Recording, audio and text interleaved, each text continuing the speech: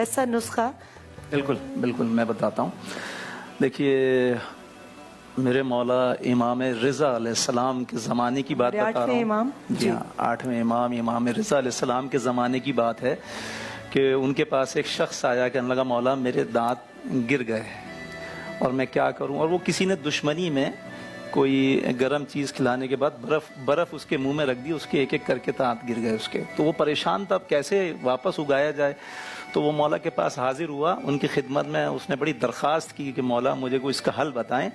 तो इमाम रिज़ा अलैहिस्सलाम ने, ये बात हिस्ट्री में मौजूद है, किताबों में मौजूद है। साइंस तो अभी तहकीकात और तजर्बे के रास्ते में है, लेकिन मेरे मौला के जो नुस्खे हैं, रसूल खुदा के जो नुस्खे हैं और उनकी आल के जो नुस्खे हैं, उसमें किसी तजर्बे की ज़रूरत नहीं है। वो इल्म इलाही है और वही खुदा है। तो मौला ने फरमाया कि तुम्हें चाहिए कि सादे कूफ़ी मतलब नागर मोथा, उसको हमारे यहाँ पाकिस्तान में, हिंदुस्तान में नागर मोथा कहते हैं। तो मौला ने फरमाया कि तुम्हें चाहिए कि नागर मोथा को लो और उसके टुकड़े करो और उसके दांतों के पास, मसूड़ों के पास रखना शुरू कर दो। तो मेरे ख्याल में उसने कुछ दिन रखे, एक अंदाजे के मुताबिक बता रहे हैं, किताबों में मुख्तलिफ रिवायतें आई हैं, 20-22 दिन रखे तो उसके दांतों की कोपलें फूटना शुरू हो गई। अच्छा, मैंने जो लोगों को बताया यही मौला का नुस्खा मैंने कई लोगों को बताया और उन लोगों के दांतों की कोपले फूटी और उनके दांत निकल आए।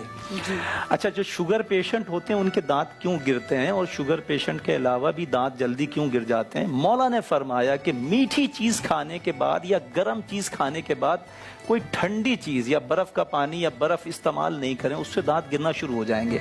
फौरन नहीं गिरते कि आपने बर्फ का पानी या गरम खाना खाया, बर्फ का पानी फौरन गिर गया, नहीं, आहिस्ता आहिस्ता गिर जाता है, कमजोर हो जाता। तो उसके लिए मौला ने मना फरमाया कि ठंडी चीजें, मतलब गर्म और मीठी चीजों के बाद ठंडी चीजें इस्तेमाल नहीं करें आप, वरना नुकसान होगा।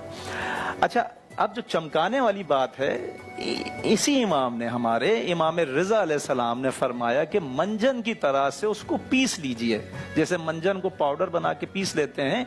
नागर मोथा आज भी पंसार की दुकान पे जाएं आप, अरवी की शक्ल का होता है, जैसे अरवी होती है ना वैसे होता है, ब्राउन कलर का होता है और गोल गोल उसकी शक्ल होती है अरवी की तरह से, कहीं से लंबा कहीं से गोल। तो मौला ने फरमाया कि नागर मोथा ले लीजिए। आज भी आप पंसार की दुकान पे जाइए, नागर मोथा लीजिए, 20 रुपए 30 रुपए, बहुत ज्यादा 40 रुपए, वरना 10 रुपए का भी इतना सा मिल जाएगा, आपका काम चल जाएगा।